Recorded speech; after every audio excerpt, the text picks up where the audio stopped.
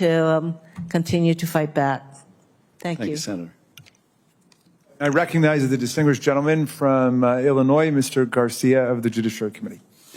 Thank you, Ranking Member Raskin and Senator Schiff, for convening this most timely and important hearing to spotlight Donald Trump's assault on our democracy and legal system, and thanks all the witnesses for standing for justice and democracy as well in your respective positions.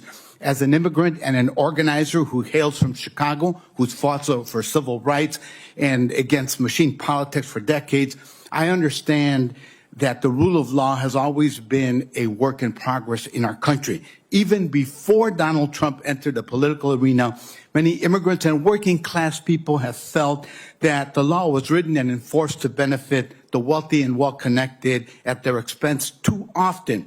But in the history of this country, the president has ever weaponized the law to this extent. No president has done that before, for his personal benefit and in the service of outright authoritarianism. My colleagues have highlighted many important issues, and I want to focus on the administration's shameful and unlawful treatment of immigrants.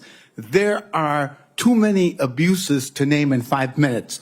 Trying to end birthright citizenship, which is written into the Constitution, attacking jurisdictions that have welcoming statuses, and which studies show lower crime rates and increased trust within those communities. Creating a draconian registration requirement, which goes into effect this week, by the way, on April 11th, detaining Mohammed Khalil and others solely because of their protected speech. And of course, lawlessly invoking the Alien and Enemies Act on false pretenses to detain people and spend taxpayer dollars to send them to a notorious prison in El Salvador.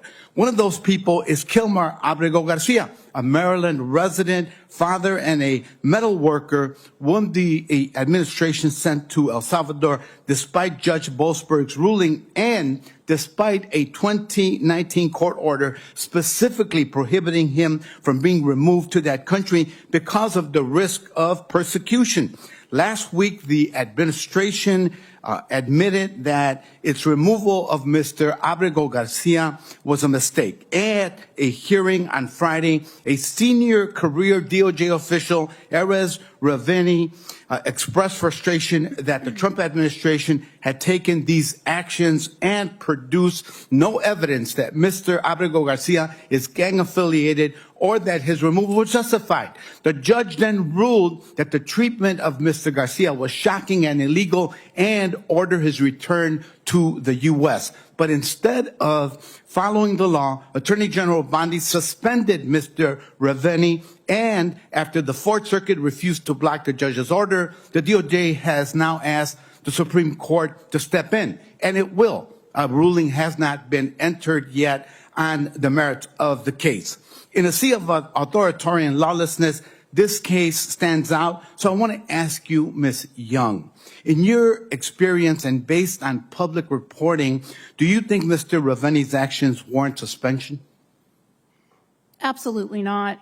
And I know Erez Raveni, he is one of the most zealous advocates in the entire department, but he would never violate his ethical duties, including candor to the court. What does his suspension tell you about DOJ leadership and its credibility? It tells me that it values loyalty over the law, and I question DOJ's credibility right now. And do you believe that what DOJ has done to Mr. Abrego Garcia represents a miscarriage of justice?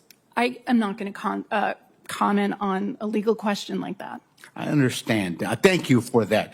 We're living through one of the most shameful moments in our country's history, and it's incumbent on every one of us to fight back against this lawlessness. Your presence here is an important signal to the rest of the country that we are doing that. Thank you again, Ranking Member Raskin and Senator Schiff, for convening this hearing. I yield back.